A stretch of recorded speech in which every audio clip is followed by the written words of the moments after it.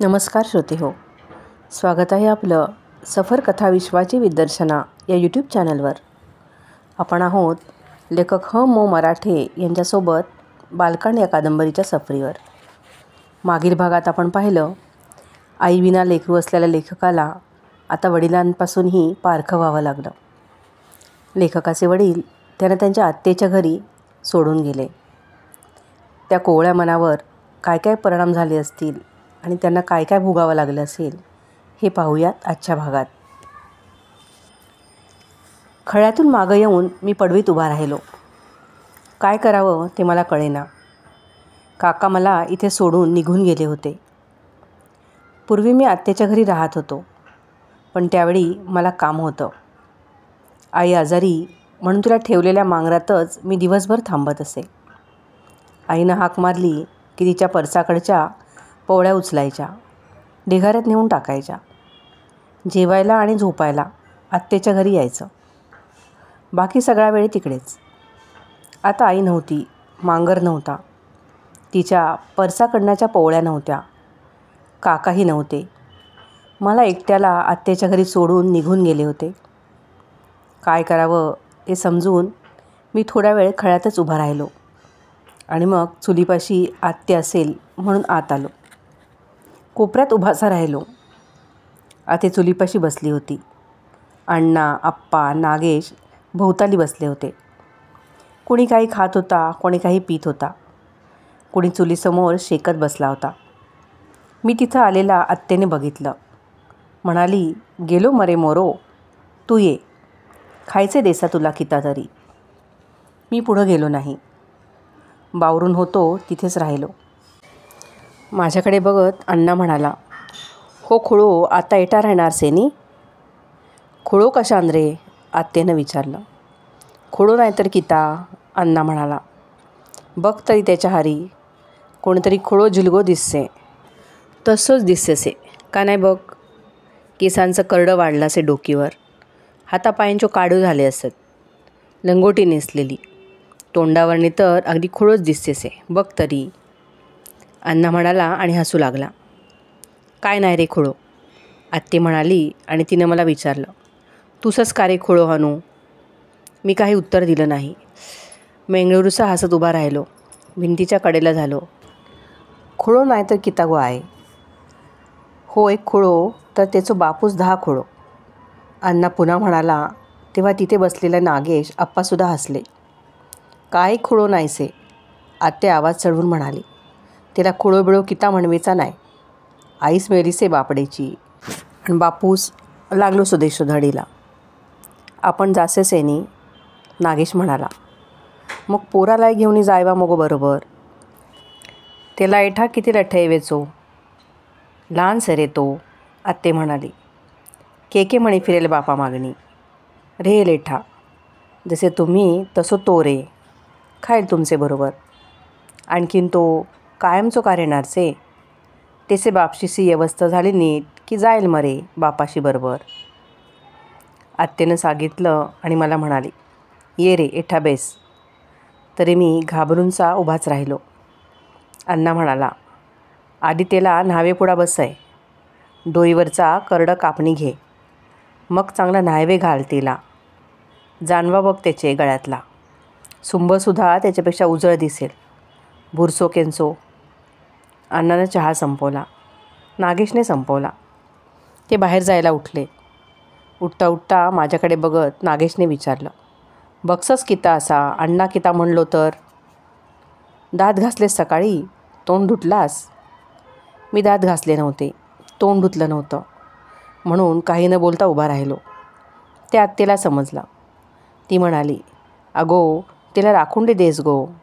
देसा, आप्पाची बायको म्हणाली. जा रे, राखुंडी घेऊन ये, दात घास, नीट तोंड धुवून ये, मग न्हावेकडे जाऊन ये. बाबा तू ने रे तिला. मी राखुंडीने दात घासले, तोंड बरबटलं, ते धुतलं आणि आत्तेसमोर गेलो. म्हणालो, घासले दात, तोंड धुतला, आता रोज तसा करवेचा. राखुंडीने दात घासायचे, तोंड धुवेचा, मगच येवेचा घरात चुलीहारी. मग बाबाला पुन्हा हाक मारीत म्हणाली, जा रे हिला घेऊन न्हावेकडे. किती महिन्यात केस कापले नाहीसत कोण जाणा. बाबा म्हणाला, चल मरे. मी बाबा मागून चालू लागलो. न्हाव्याचं घर आलं. त्यानं माझी तुळतुळीत हजामत केली. शेंडी ठेवली, भोवरा ठेवला. त्याच्या फडक्यावर केसांचा एवढा पुंजका पडला. घरी आल्यावर बाबा म्हणाला, खळ्यातच थांब, शिवाशिवीचो घरात नको येऊ. मी खळ्यातच थांबून राहिलो. आत्ते बाहेर आली. सुनेला म्हणाली, त्याला पाणी देगो न्हायचे. आणि मला म्हणाली, नीट न्हावणी घे रे, साबण देसेची वहिनी, तुला अंगाला इवळो. चांगला घास आंग, खसा खसा घास. घंगाळभर मळ निघेल अंगातीन. हातापायांच्या बोटांची बेसकी घास, कानामागा घास, त्या मळ साठसे. जानवा नीट घास, तेलाय साबण लाय, दोन्ही तळ हातांनी घास. बरा, मी म्हणालो. आत्ते घरात वळली. वहिनीनं मला लांबच्या दोन्ही जवळच्या पायरीवर बसवलं. आधी तिनं माझ्या डोकीवर 2 तांबे पाणी घातले. मग दोन्हीतल्या पाण्याकडे बोट दाखवीत म्हणाली, आता तुझं तू न्हा दोन्हीतल्या पाण्यानं. मग विचारलं, इकडे तिकडेची भाषा समजते की नाही तूस? समजते, मी म्हणालो. बोलतोस? थोडं थोडं. मी दोन्हीतल्या पाण्यानं आंघोळ केली, साबण लावला, हातापायांची बोटं घासली, जानवं घासलं, पंचाने अंग पुसलं, सुकी लंगोटी नेसलो आणि चुलीपाशी गेलो. आता बघ बरा कसा दिसतस तो. आता पेज जेवे बेस, त्याला दे गो पेज ताटल्यातीन. आत्तेनं वहिनीला म्हटलं. आंघोळीचं पाणी देणाऱ्या वहिनीनंच मला पेज जेवायला वाढली. मी भिंतीच्या मुळाशी बसलो. पेजेची ताटली तोंडाला लावली. आत्ते म्हणाली, उद्यापासनी सकाळी उठलोस की राखुंडी घेऊन दात घासायचे, तोंड धुवेचा, मग व्हाळावर जायवेचा. आयलोस की हातपाय धुवेचे नीट. परसाकडना आंघोळ हे सगळं भाडावर. आपली लंगोटी आपण धुवेची, आपलो पंचो आपण धुवेचो, जागेला ठेवेचो. तुला दाखवली आहेस नी तुझी खुंटी? से माहीत, मी म्हणालो. जात कर किता तरी हाकडा तकडा, आत्तेनं सांगितलं. आत्तेचं घर आमच्या झोळम्याच्या घरापेक्षा मोठं होतं. पुढं मागं खडी होती. शेजारी गोठा होता, त्यात गुरं होती. घराला मागपुढं पडवी, खोल्या, ओसरी, चुलीची खोली, एक अडगळीची खोली. या खोलीत सामान टाकलेलं होतं. त्याच खोलीत आजी राही. बाबा नागेश यांची आजी. ती पांढरं लुगडं नेसे, डोकीवरून पदर घेई. त्या खोलीतच तिचं निजणं बसणं जेवणं असे. तिला त्या खोलीतच चहा देण्यात याई. तिचं जेवणाचं पानही त्याच खोलीत जाई. ती तिथंच राही. खोलीबाहेर अगदी थोडा वेळच आलेली दिसे, आंघोळीपुरती किंवा परसाकडला जाण्यापुरती. आत्तेच्या 2 सुना. अण्णाची बायको ती थोरली, आप्पाची ती धाकटी. धाकटी गोरी, तरतरीत, सडसडीत. थोरली थोराड आणि मंद. थोरलीकडे बाहेरची कामं, पाणी आणणं, धुणं, वाळत घालणं, दळणं काढणं, गडी माणसांचं करणं, गोठ्यात राबणं. धाकटी घरात वावरे, चुलीपाशी करे, सगळ्यांना जेवायला वाढी. घरात काय रांधायचं काय नाही हे आत्ते तिलाच सांगे. नागेशचं लग्न व्हायचं होतं, त्याचं लग्न करायचं होतं. त्याचं लग्न झालं की अण्णावहिनी आप्पावहिनीप्रमाणेच नागेशवहिनी आली असती. ताईचं लग्न झाल्यानंतर नागेशचं लग्न करायचं. ताई लग्नाची झाली होती. बाबा माझ्यापेक्षा मोठा, बाबलपेक्षा लहान. तो कधीकधी शाळेत जाई, कधीकधी देवळात पूजा करायला जाई, कधीकधी भटपण करायला. सकाळ झाली की एक एक जण आंघोळी करून व्हाळावरून घरी येई. अण्णा घरी न्हाणीवरच आंघोळ करी. सगळेजणं आपापले ओलेपणचे दोनीत टाकीत. अण्णावहिनी दुपारी ते धुवून टाकी. आंघोळ झाली की सगळे काही काही म्हणू लागत, तोंडातल्या तोंडात पुटपुटल्याप्रमाणे. पुरुष सूक्त, महिम्न, अथर्वशीर्ष, रुद्र असं. मग एक एक जण पडशी पिशवी घेऊन बाहेर पडू लागे.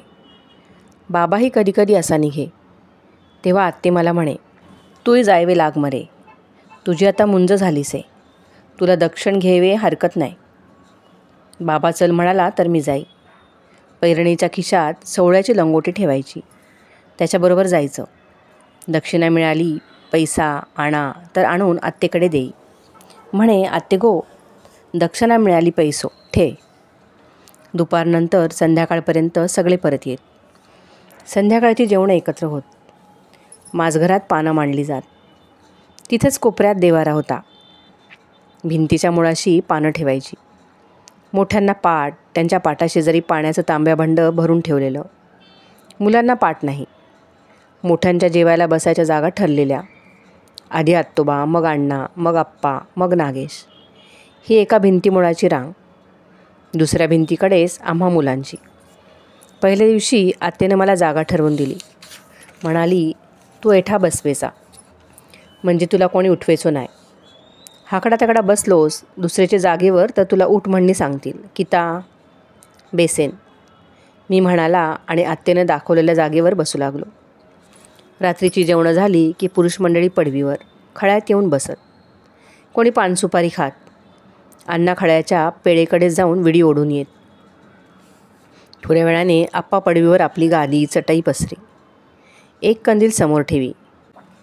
त्याची वात थोडी मोठी करी. मोठी उशी ठेवी. त्या उशीवर छाती टेकवून उपडा पडे. एक वही उघडून कंदिलाच्या प्रकाशात ठेवी.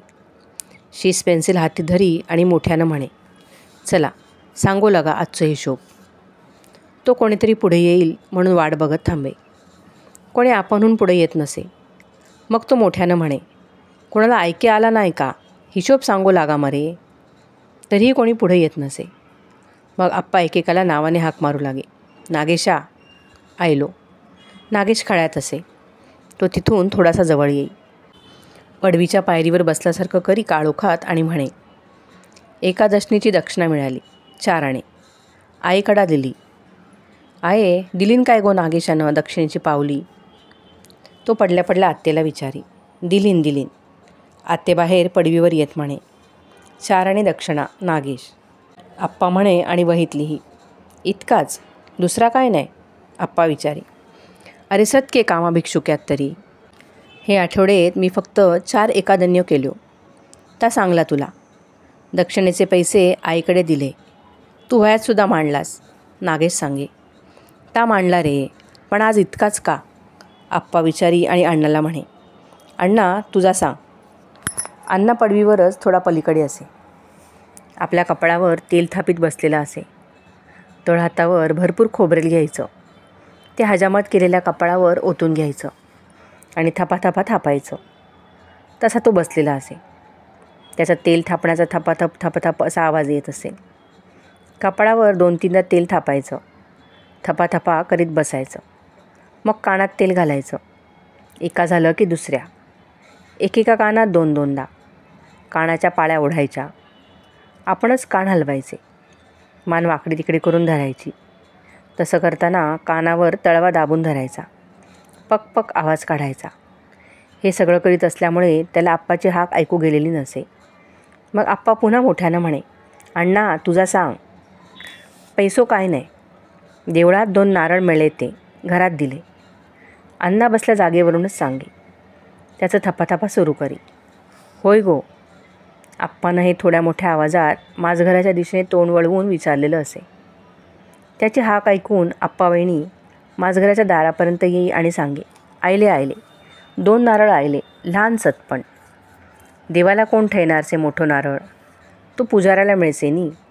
आप्पा म्हणे आणि विचारी, अण्णा पैसो नायच, फक्त नारळच.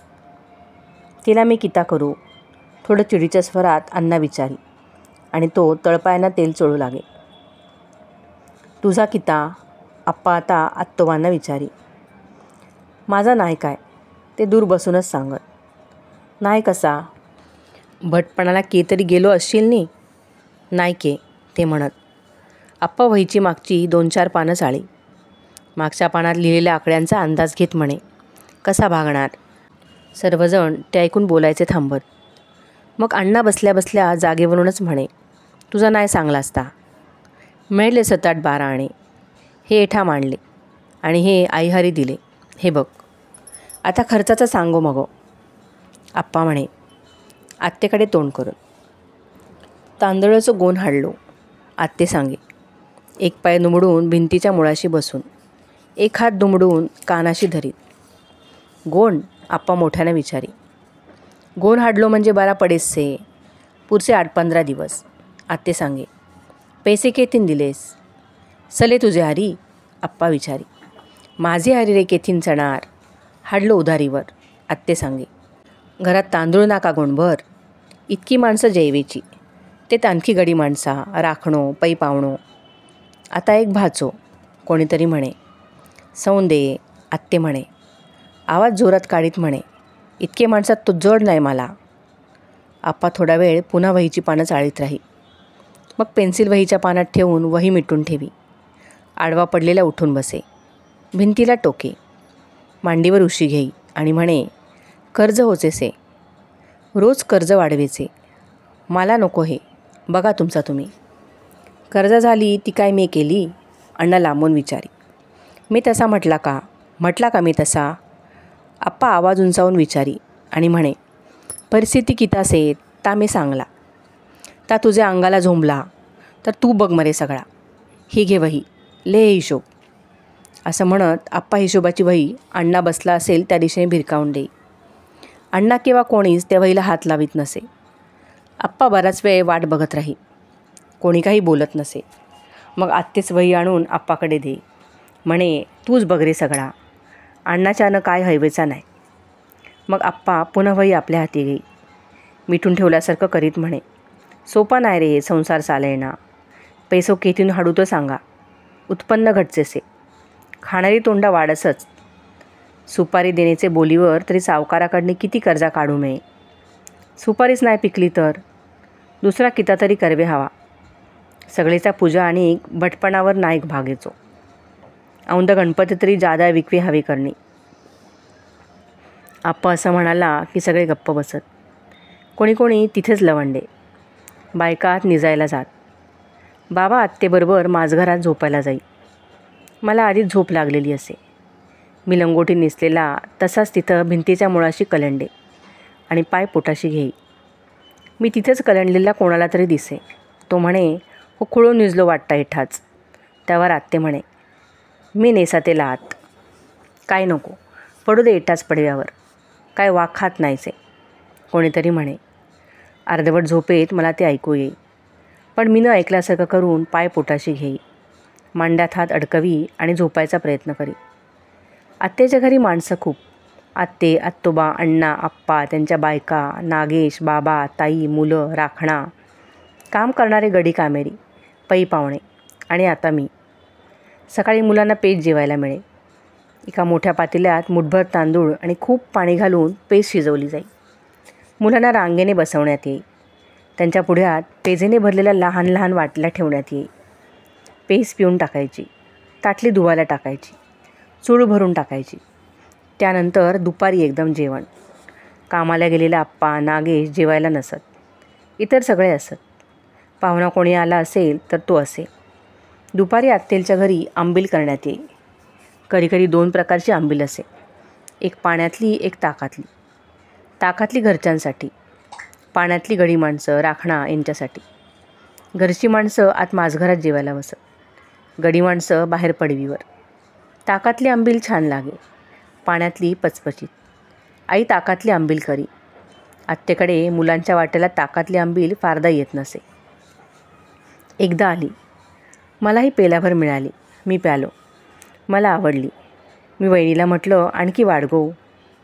वहिनीनं मांडली. पिऊन बघितली तर पाण्यातली.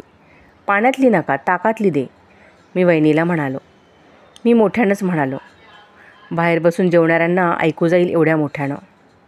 समोर अण्णा जेवायला बसला होता. तो कामाला गेला नव्हता. त्याने माझ्याकडे डोळे वटारून पाहिलं. मी वहिनीला पुन्हा म्हटलो, ताकातली दे. ताकातली सोंपली. वहिनी अण्णाकडे बघत म्हणाली. से, मी म्हणालो. ए, खायवेची तर ती खा. ताकातली वाढ म्हणे. आज केलीसे का ताकातली आंबील?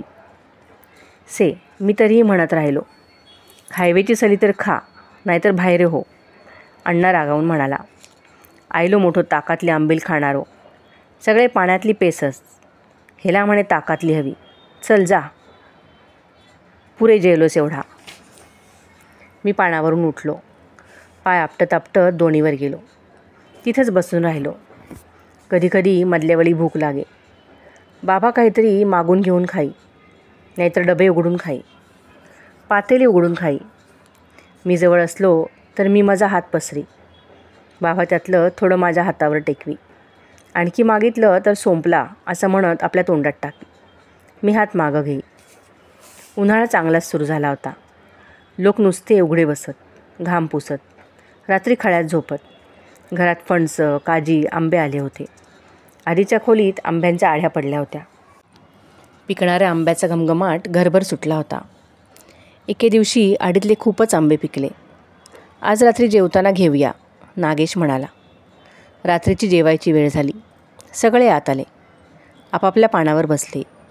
देवाऱ्यासमोरची समई आणि कंदील यांचा प्रकाश खोलीत पसरला. नागेशने आडीतले आंबे आणले. ते पुसून घेतले. त्यांच्यावर चिकटलेल्या गवताच्या पात्या काढून टाकल्या. चिकाचे डाग काढून टाकले. विळीवर बसून त्याने सगळे आंबे कापले. उभ्या फोडी केल्या. त्या तशाच आंब्यांना चिकटवून ठेवल्या. पारीला चिकटवूनच ठेवल्या. मग ताटात कापलेले आंबे घेऊन जेवायच्या खोलीत आला. पिकलेल्या आंब्याचा घमघमाट सगळीकडे सुटला. तो एकेकाच्या पानात एक एक आंबा ठेवू लागला. आत्तोबाच्या पानात ठेवला, अण्णाच्या ठेवला, आप्पाच्या ठेवला, आपल्या पानात ठेवला, बाबाच्या ठेवला, ताईच्या ठेवला. त्यानंतर माझं पान. मी पान धरून बसून होतो. नागेश माझ्या पानापाशी आला. त्याने 4 फोडी पारीपासून काढून माझ्या पानात टाकल्या आणि तो पुढे सरकला. मी ते बघितलं आणि म्हणालो, नागेशा, मलाही सगळं आंबो. तरी नागेश माझ्या पानाकडे माघारी वळला नाही. आणखी आंबे कापण्यासाठी तो चुलीच्या खोलीत गेला. अण्णा, आप्पा जेवू लागले. त्यांनी पानाभोवती पाणी फिरवलं. चित्राहुती घातल्या. ते जेवू लागले. मला सगळं आंबो हवं, मी पुन्हा मोठ्यानं म्हणालो. नागेश कापलेल्या आंब्याचं ताट घेऊन बाहेर आला. मी पुन्हा म्हणालो, नागेशा, मला सगळं आंबो वाढ मरे. तरीही त्यानं वाढला नाही. मग मी मोठ्याने रडत म्हणालो, आत्ते गो, नागेशानं मला सगळं आंबो नाही वाढलोन. इतर सगळ्यांना वाढलोन. बाबाला वाढलोन, तायला वाढलोन. माझा रडवेला स्वर मोठा झाला. मी खट्टू होऊन रडूच लागलो. अण्णा आप्पांनी जेवण थांबवलं. त्यांनी तोंडाशी नेलेले घास खाली आणले. किती झाले रे रडसस तो? आतोबांनी विचारलं. मला सगळं आंबो नाही वाढलोन. मी रडक्या आवाजात सांगू लागलो. मला सगळं आंबो हवं. त्यांना सगळ्यांना सगळं आंबो घातलोन. मला तेवढं नाही. तू लहानसस, खपणारच आहे का तुला सगळं आंबो? केवढोसे बघ, पानात टाकशील. आत्तोबा जेवायचं थांबवून म्हणाले. बाबला सगळं, ताईला सगळं, मला मात्र अर्धोच, मी म्हणालो आणि मोठ्यानं रडू लागलो. मी रडायलाच लागल्याने सगळ्यांचं जेवण थांबलं. थोडा वेळ सगळेच गप्प झाले. आत्ते, वहिनी, काय झालं ते चुलीच्या खोलीच्या दाराशी येऊन बघू लागल्या. आत्तेनं तिथूनच म्हटलं, आता किती झाला रे तुझा? पाण्यात वाढलाच आहे नी, जेवे लागणी मूठ. मला हे सगळं आंबो हवं, मी आत्तेला सांगितलं आणि रडू लागलो. आत्तेनं माझ्या पानाकडे बघितलं, इतरांच्याही पानाकडे बघितलं आणि नागेशाला म्हणाली, त्यालाय का हाल मरेस एक सगळं आंबो? अगो, पण खाणारच आहे का तो सगळं आंबो? जाणारच आहे त्याला, तू घाल. पानात टाकलोन तर बघ हां, तामे बघसा. आत्ते नागेशाला म्हणाली, तू सगळ्यांना घातलोस ने एक एक अख्खो आंबो, मग तेलाय घाल. नागेशने आणखी अर्धा आंबा माझ्या पानात वाढला. म्हणाला, खा, सगळं आंबो खा, हावरट मेलो. मग मला वेडावून दाखवत म्हणाला, मला सगळं आंबो हवं. आता मी रडायचं थांबलो. तरी सुकसुक सुरूच राहिलं. तसं करीतच आंबा खाऊ लागलो. पारी चोखून चोखून खाल्ली. माझं तोंड बरबटलं, हात बरबटले. इतर आपली जेवणं संपवून आचवायला गेले. तरी मी हाताची बोटं चोखून चोखून खात पानावरच बसून राहिलो. रात्री आत्तेने मला जवळ बोलावलं. म्हणाली, बापूच गोलोसे की भीक मागवे, तुला एटा माझ्या हरी ठेवणे. लोकांच्या घरी राहताना असं हावरेपणं करो नये. जा पानात पडेल त्या खावणे उठाया, समजला? हां, मी म्हणालो. जा, निजवे जा. मी आत्तेकडून उठलो. बाहेर पडवीवर येऊन पाय पोटाशी घेऊन भिंतीच्या मुळाशी पडलो. मला झोप येईना. रडू यायला लागलं. आईची आठवण यायला लागली. आई कुठे असेल? देवाच्या घरी. किती लांब देवाचं घर. आभाळात, ढगांच्या पलीकडे. तिथं आई काय करीत असेल? आजारीच असेल का? तिच्या परसाकंडाच्या पोळ्या कोण टाकीत असेल? माझी आई मेली आहे म्हणून सगळे मला बोलतात, खायला देत नाहीत, चिडवतात. काका बाबल मला एकट्याला ठेवून कुठे गेले असतील? मालवणला. कुठे आहे मालवण? ते कधी येतील मला घेऊन जायला? की मला इथेच असंच ठेवणार आहेत? माझी चौकशी पण नाहीत करणार. आई सांगे ती गोष्ट मला आठवली. त्या गोष्टीतला मुलगा दिव्याला विचारी, दिव्या दिव्या दीपका, माझे आईबापे कोठे आहेत? मला एकदमच रडायला आलं. दाबून धरलं. तरी हुंदका बाहेर पडलाच. पलीकडे पडवीवर झोपल्याला आप्पांना विचारलं, कोण रडसे रेता? दुसरा कोण? होच खुळो. अरे आऊस मेली म्हणून रडलो. आता बापूस मेलो म्हणून रडत असेल, अण्णा म्हणाला. अण्णासारखा लंगडत लंगडत चालायचा. त्याच्या तळपायांना कात्रे पडलेले असायचे. त्यामुळे पाय टेकून चालताना तो लंगडत चाले. बरेचदा भिक्षुकच्या कामांना जाई. नेसू पंचा, खांद्यावर पंचा, काखेत पिशवी, डोकीवर टोपी, लंगडत लंगडत जाई. तसाच लंगडत लंगडत येई. येताना पिशव्या भरून सामान आणी. नारळ, सुपाऱ्या, तांदूळ, डाळ. आला की खांद्याची पिशवी पडवीवर ठेवी आणि हाशूश करीत बसे. त्याला पाणी हवं असे. पडवीवरून तो मोठ्यानं विचारी, कोणी देणारसे का पाणी? आप्पावहिनी त्याला गुळपाणी आणून देई किंवा आत्या आणून देई. ते घटाघटा पिऊन झाल्यावर तो विचारी, ही के गेली? घो आयलो उन्हेचो दमनी आणि तेना पाणी मागलान तर ता हाडनो देवा. इतका पण नाही का तिला समजत? ती धुना सुचसे दोन्ही हारी, आत्ते सांगे. तिनं आपलं सारखा सारखा धुना धुवायचा, नाहीतर केर काढवायचा, अण्णा म्हणायचा. अरे ती दुसरा किता करणार से का दुसरे उपेग्याची? असं म्हणून आत्ते तिच्याविषयी काहीतरी कागाळी सांगे. अरे तिला जर सांगला काहीतरी दुसरा काम तर त्या करवेची से का अक्कल तिला. अण्णा काहीतरी पुटपटत तिथून उठे. टोपी काढून ठेवी, पंचा बदली आणि पाय धुवायला नानीकडे जाई. अण्णाच्या बायकोला सगळे टाकून बोलत. आते तर सारखीच तिला टाकून बोले. म्हणे, अगो एक काम कसा धड होत नाही तुझे हातीन. एक सांगला तर दुसराच किता तरी करीत बसेस. होय गो, अण्णा बायकोला विचारी आणि तिच्या अंगावर हात उगारून लंगडत लंगडत धावून जाई. 2 धापटं मारी. विचार मरे तिला, आत्ते म्हणे. अगो विचारेचा किता, येत नसणारच तिला काय एक. म्हणून तर तिचे बापशीन गळेत मारलीन माझ्या तिला. मी अडकेलेलो. पहिली मेली. पोरं लहान पदराला. म्हणणी दुसरी केली, तीही अशी. दुसरेपणावर अशीच खुळो गळेत पडसत. पण तुझ्या गळेत रे हो खुळा पडला म्हणसा मे, आत्ता म्हणे. ढकलून देस तिला बावीत, म्हणजे मी तरी सुटन, अण्णा म्हणायचा आणि रागाने थरथरत राहायचा थोडा वेळ. मग बायकोला म्हणायचा, तू तरी जा मगो रांडे, जीव देस बावडीत. कधीकधी अण्णावेळी असं काही झालं की खरंच घरातून बाहेर पडे. धावत जाऊन खळ्यातून बाहेर पडे. आखाडा ओलांडून तशीच बाहेर निघून जाई. दिसेनाशी होई. बराच वेळ घरी येत नसे. अगदी संध्याकाळ होईपर्यंत येत नसे. संध्याकाळ होई काळोख पडे. पडवीवर चिमणी पेटू लागे. कपाळावर थपथप तेल थापीत अण्णा खळ्यात किंवा पडवीवर बसलेला असे. आत्याला विचारे, अगो ही बाहेरी झालीच आहे दुपारपासनी, ती आयली का परत? नाही अजूनही. आत्ते असेल तिथून सांगे. मग बघवे ना का खरोच जीव दिलोन बावडीत? मग तुम्हाला हाक मारून म्हणे, जा रे हाण्या, बघनी येस देवळाहारी बेसलीस का? दिसली तर म्हणावा मी बोलली असी. मी देवळापाशी येत असे. वहिनीला देवळात शोधत असे. ती देवळात दिसत नसे. मग विहिरीकडचे वडाचं झाड, पारंब्या, विहिरीचा काठ, ती कुठंतरी झाडाखाली दिसे. एकटीच बसलेली असे. रडून रडून तिचा चेहरा सुजलेला दिसे. मी तिला म्हणे, चल घरा, तुला बोलायलीनचे. कोण येईन? ती विचारी. अण्णानं, मी सांगे. ती पटकन उठत नसे. उठावं की तिथेच बसून राहावं या विचारात राही. मी पुन्हा म्हणे, तू चल घरा, एठा बेसोनी किता करणार सहज? जीव देणार बावीत? ती म्हणे, पण धीर होत नाही रे उडी टाकीची, म्हणून अशी एठा बेसून राहायचा. दिवसभरात माझी कोणाला आठवण तरी आयली का बघ. तू उपाशीच सहस? मी विचारी. कोण देणारचे खायवे?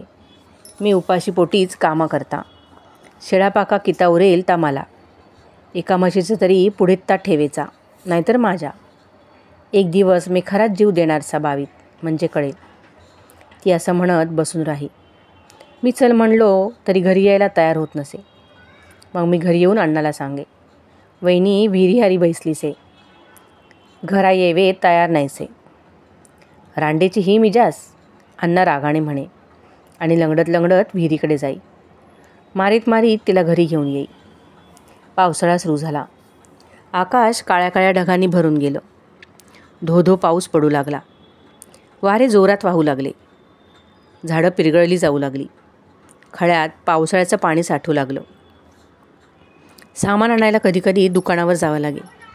मी कधी बाबाबरोबर कधी ताईबरोबर त्या दुकानात जात असे. त्याच्या शेजारी एक शाळा होती. एका छोट्या मांगरात ती भरे. मुलं जमत. कधी दुकानात गेलं काही आणायला की शाळेतल्या मुलांनी म्हटलेल्या कविता, पाढे, परवचा ऐकू येई. कुरुंदवाडच्या नरसोबाच्या वाडीत पाठ केलेले पाढे मला थोडे थोडे आठवत. मनातल्या मनात मी ते म्हणे, बाराखडी म्हणे, पण सगळं आठवत नसे.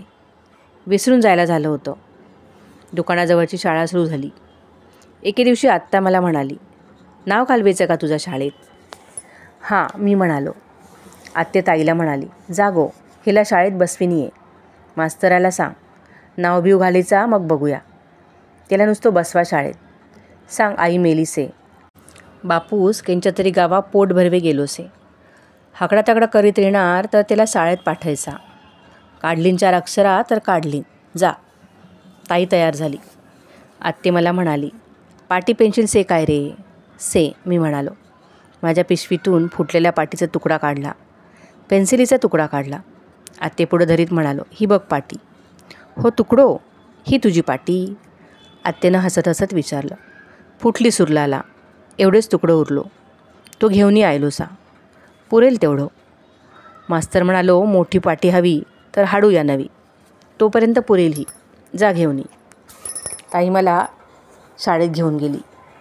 मास्तर म्हणाले, बसा दे. मग मला म्हणाले, किती किती येता रे तुका? बारकड्यो, चुकत माकत, पाढे, चुकतत, आकडे तरी इसा 30पर्यंत.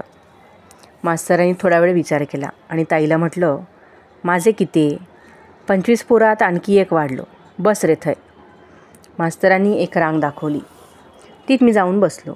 अगदी शेवटी. मांगराच्या 4ही भिंतीच्या मुळाशी मुलं बसली होती. सगळे वर्ग एकाच खोलीत. एकच मास्तर सर्वांना शिकवित होते. मास्तर शिकवित होते. आकडे, पाढे, बाराखड्या म्हणायला सांगत होते. घोकायला सांगत होते. मला सगळं हळूहळू आठवू लागलं. मनात जागंसं होऊ लागलं. शाळेतून घोकलेलं, एकावर एक 11 असं मास्तरांनी म्हटलं. एकावर 2 12 हे मला आठवू लागलं. बे एके बे म्हटलेलं, ऐकलेलं आणि बे 2 4, बे 3 6 असं पुढं आठवत चाललं होतं. शाळेतून घरी आलो. आत्ते पडवीवरच होती. मला आखाडा ओलांडून खळ्यात आणि तिथून पडवीवर येताना तिनं बघितलं होतं. ती एकदम म्हणाली, एकदम घरात येवा नाका, घडाफडीचोस तू. मला काही समजलं नाही. तेव्हा ती म्हणाली, शाळेची पैरण, चड्डी वेगळ्या खुंट्यावर ठेव. दप्तराची पिशवी त्याच खुंट्याला अडकाय. कितापाटीचं तुकडं पेन्सिल, पट्टी हवी सली तर काढ घे. व्हाळावरती नाही निसे, दुसरी लंगोटी नेस, मगच ये घरात. महाराज आंबाराची पोराय येसतनी साळात, मग झाला तर. मी शाळेची पैरण, चड्डी पडवीतल्या नानीकडच्या खुंटीवर ठेवली. दप्तराच्या पिशवीतून पाटीचा तुकडा, पेन्सिल, पट्टी काढून घेतली. ती बाजूला ठेवली. व्हाळावर न्हाण्यासाठी गेलो. आंघोळ करून आल्यावर आत्ते म्हणाली, पेस पेवेची, देवळात जायवेचा आणि उजळणी काढीत बेसेचा. जेवेचा झाला म्हणजे घरा येवेचा. किता? मी पेच प्यालो. पाटीचा तुकडा, पेन्सिल, पट्टी घेऊन देवळात आलो. पाटीचा तुकडा मांडीवर घेऊन कठड्यावर बसलो. थोडा थोडा पाऊस पडत होता. वाऱ्याबरोबर पावसाचे थेंब पाटीवर उडत होते. माझ्या अंगावर उडत होते. मी उघडाच बसलेला असे. अंगात पैरण नाही, चड्डी नाही, नेसू लंगोटी, डोकीची हजामत केलेली, शेंडी भुरभुर उडणारी. मी पाटीच्या तुकड्यावर आकडे काढले, पुसून टाकले, पुन्हा काढले, पुसून टाकले, पुन्हा काढले, पाढे काढले, पुसून टाकले, काढले, पुसून टाकले. पुष्कळ वेळ असंच करीत राहिलो. जेवायची वेळ झाली तशी घरी आलो. आत्तेला म्हणालो, अभ्यास केलो देवळात बेसने. किता किता केलास? एकावर एक काढले, बे एके बे काढला, मी म्हणालो. असाच काढीत जा, 4 अक्षरा येवे हवी रे, आत्ते म्हणाली आणि तिनं आप्पावणीला हाक मारली. म्हणाली, तुला येतात ना गो पाढे 12 खड्या, मग याला सांगत जा, चुकलं तर. संध्याकाळी देवापुढं निरांजन लावलंस की याला बसव. शुभंकरोती सांग, रामरक्षा सांग, परवचा सांग, अगदी कुळवाड्याचं पोरगू झालोसे. मग मला म्हणाली, ऐकलास का? वहिनी सांगेल ता म्हणत जा, ती थोडा शिकलीसे, सांगेल तुला.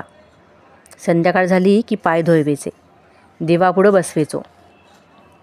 शुभंकरोती, रामरक्षा, 12 कडो सगळं म्हणवेचा. ही लक्ष देईल, चुकला तर सांगेल. बरा, मी म्हणालो. संध्याकाळ झाली, दिवे लागले. देवापुढं निरंजनं पेटली की मी हातपाय धुवून देवापुढे बसू लागलो. पाठ घ्यायचा, मांडी घालायची, हात जोडायचे. शुभंकरोती कल्याणम आरोग्यम धनसंपदा म्हणायला सुरुवात करायची. म्हणता नीट येत नसे, मध्ये मध्ये चुकायला होई. मग वहिनीला विचारायचं, पुढं काय गो वहिनी? ती शेजारी चुलीच्या खोलीत काहीतरी करीत असायची.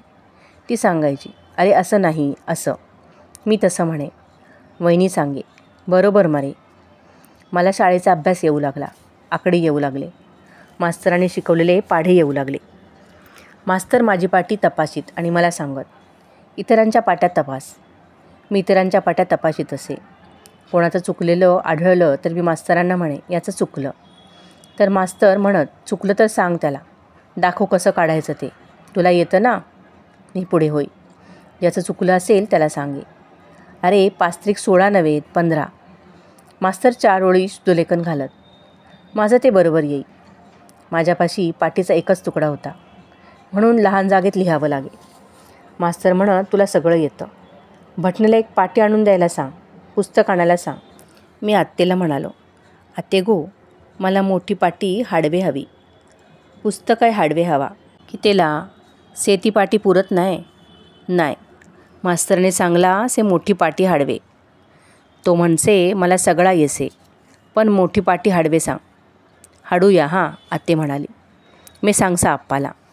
आणि किता करवेचा मोठी पाटी हाडूनी? तिथंच असलेल्या नागेशाने विचारलं आणि म्हटलं, किता करवेचा मोठी पाटी हाडणी? पहिलो का येणारसे नंबर हे खुळेचो? पाठी मोठी हाडवेची तर पैसे पडसत, सत के सत, माझे हरी सत, मे देसा. असं काय रे बोलतंस तेसा सारखं नागेशा? आत्ते रागावून म्हणाली. तो मला वेडावत तिथून पळाला. मग आत्ते म्हणाली, हाडूया रे तुला मोठी पाटी, आणि केंचाता पुस्तक आहे हाडूया. नाव सेनी माहिती? आपाला सांग, तो पंजाला नाहीतर असनोडेला गेलो म्हणजे घेऊन येईल. 2-3 दिवसांनी आप्पानं मोठी पाटी आणली. आत्तेला म्हणाला, आई गो, हाडलीसे हां पाटी तुझे भाचेसाठी, ही बघ. आत्तेनं पाटी मला दिली, नवी कोरी पाटी. 4 बाजूंना पिवळसर पांढरट चौकट, हाती धरायला कडी, काळी कुळकुळीत दोन्ही बाजूंनी. फोडवीची नाही हा रे. पाटी माझ्याकडे देत आत्ते म्हणाली, नीट सांभाळून वापरायची.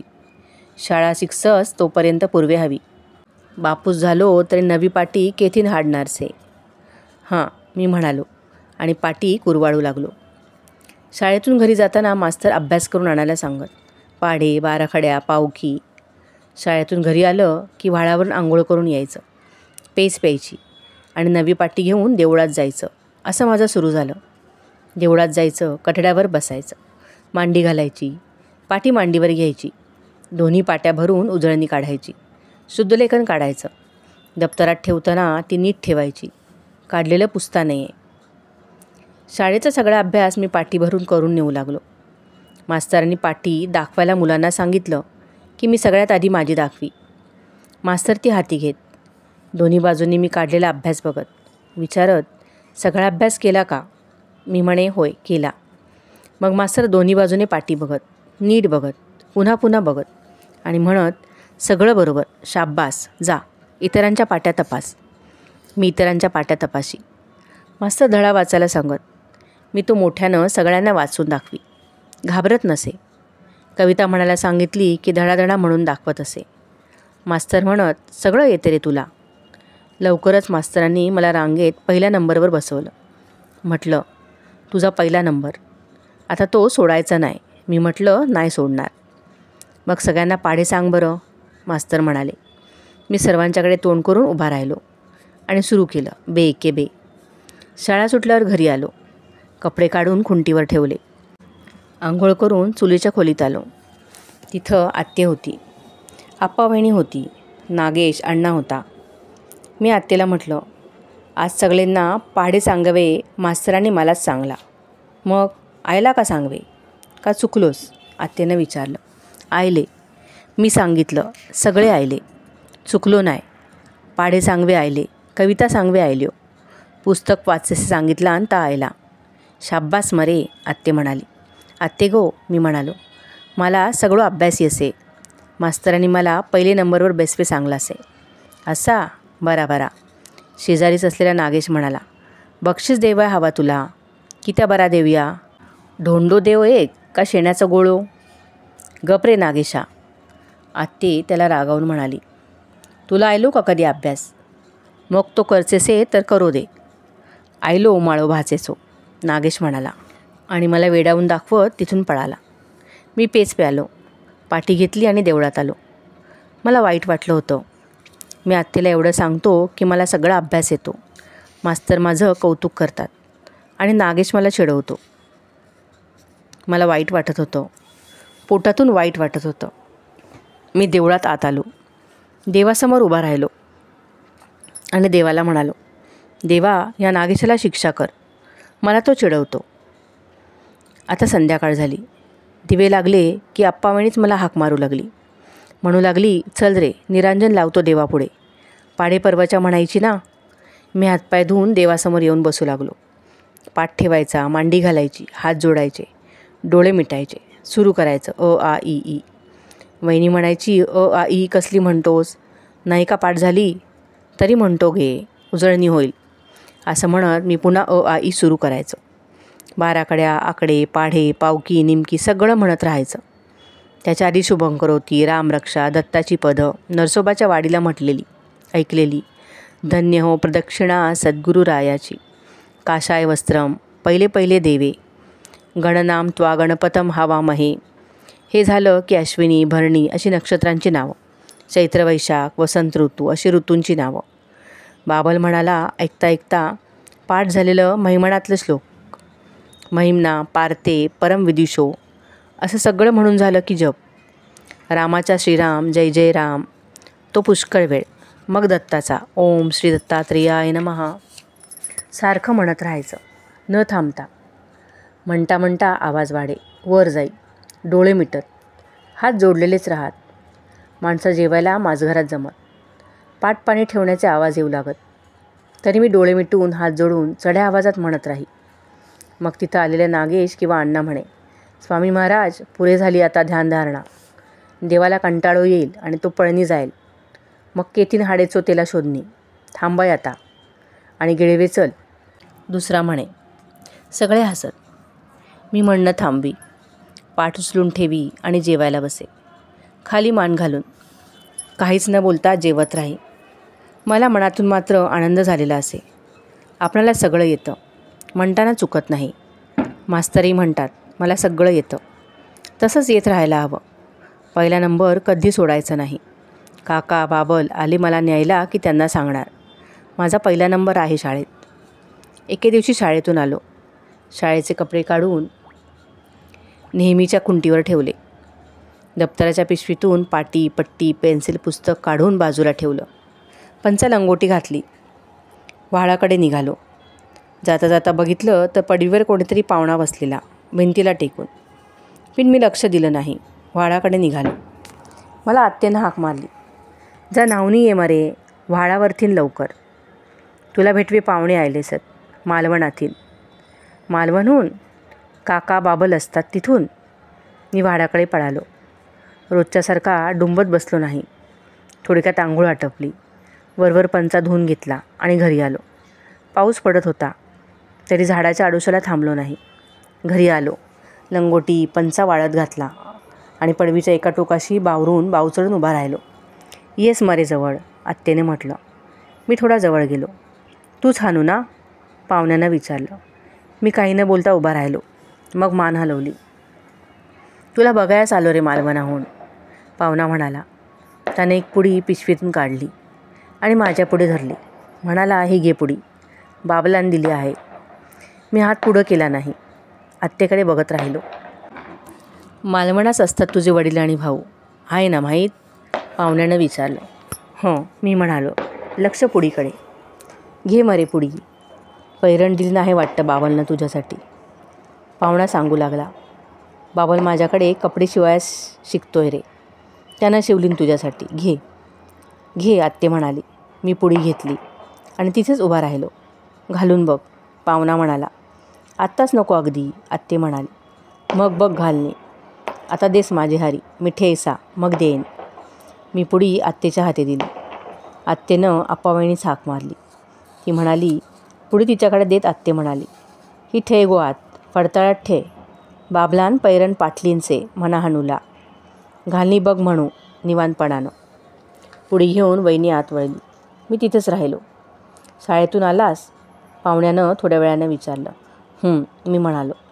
कशी चालली आहे शाळा? मराठी शाळा ना? त्यानं विचारलं. हो, मी म्हणालो. शाळेत जातोस ना वेळेच्या वेळी? हो, मी उत्साहानं म्हणालो. सगळा अभ्यास येतो मला. पहिल्या नंबरवर बसवलं मला मास्तरांनी. छान, असाच पहिला नंबर ठेव, पाहुणा म्हणाला. पण तब्येत काही बरी दिसत नाही. काय खातोस पितोस की नाही? मी काही उत्तर दिलं नाही. खावं प्यावं रे, भरपूर खावं प्यावं, पाहुणा म्हणाला. आणि व्यायामही करावा. सूर्यनमस्कार घालावेत. येतात का नाही? नाही, मी म्हणालो. शिक, अभ्यास आणि व्यायाम दोन्ही हवं, पाहुणा म्हणाला. तब्येत काय बरी दिसत नाही तुझी. हाडं दिसत आहेत सगळी. हा अंगलटच आहे त्याची तशी, आत्ते त्याला म्हणाली. आणि मला म्हणाली, जा पेज पी आणि जा देवळात अभ्यासाला. मी पळालो. पेज प्यालो. पाटी पेन्सिल घेऊन देवळात आलो. पाटीवर अभ्यास काढू लागलो. पण मनात विचार होते बाबलने पाठवलेल्या पैरणीचेच. मला एकच पैरण होती. शाळेत जाताना आम्ही तीच घालीत असे. शनिवारी धुवून टाकायची व्हाळावर, घट्ट पिळायची, वाळत टाकायची. एकच पैरण आणि एकच चड्डी. दोन्ही शनिवारी धुवून टाकायच्या. उन्हाळा असला की उन्हात वाळे, पावसाळ्यात वाळत नसे. पैरण वाळे पुष्कळशी, दमट राही तरी अंगात चाले. चड्डी मात्र वाढत नसे. ती ओलट ओलटच घालावी लागे. तिला लाल मातीचे डाग पडत. शनिवारी खूप पाऊस असला तर आत्ते म्हणे, धुवू नकोस, वाळणार नाही. मग धुवायची नाही. तशीच पुढल्या शनिवारपर्यंत घालायची. पैरणी आता 2 होतील. जुनी वाळली नाही तर नवीन घालता येईल. मग नवीन घालून शाळेत जायचं? फक्त शारदोत्सवाला घालायची, पाठीची पूजा करताना. त्या दिवशीही नको. घालायची ती दहीकाल्या दिवशी रात्री, देवळात जत्रा बघायला जाताना. संध्याकाळी पाहुणा निघाला. आत्तेनं मला बोलावलं. निघालो रे. माझ्या उघड्या पाठीवर हात ठेवीत पाहुणा म्हणाला. मी काही न बोलता उभा राहिलो. काय सांगू बाबलास, काकास, पाहुण्यानं विचारलं. मी काही न बोलता गप्प उभा. सांग काय तुझा निरोप? सांग मरे, बरोसस म्हणे, आत्तेनं सांगितलं. बरोसा, मी पाहुण्याला म्हणालो. काही वेळ तसाच गेला. मग पडवीवरून खाली उतरत पाहुण्याने विचारलं. इतकंच सांगू ना, बरा आहेस म्हणून? आणखी काय सांगणार, आत्तेने विचारलं. पाहुणा गेला. मी थोडा वेळ तो गेला तिकडे बघत राहिलो आणि मग देवळात आलो. पाहुण्याकडे निरोप सांगायला हवा होता. काका बाबल त्यांच्यासाठी. मला न्यायला या लवकर. मला नाही आत्तेकडे राहायचं. श्रोते हो, आजच्या भागात इथेच थांबूयात. लेखकाला अजून कोणत्या कोणत्या भावभावनांच्या चढउतारांना सामोरे जावं लागतं ते ऐकण्यासाठी भेटूयात पुढील भागात. श्रोते हो, माझ्याकडे स्वामींची अनुभूती हे पुस्तक आहे. आजच्या या काळातही श्री स्वामी समर्थ आपल्या भक्तांना कशी प्रचिती देतात याचे अनेकांना आलेले अनुभव त्यात आहेत. आपल्याला जर ते ऐकण्याची इच्छा असेल तर आपण मला कमेंट करून नक्की सांगा. आपल्या कमेंट आल्या तर त्या अनुभव वाचण्यास मला नक्कीच आनंद होईल.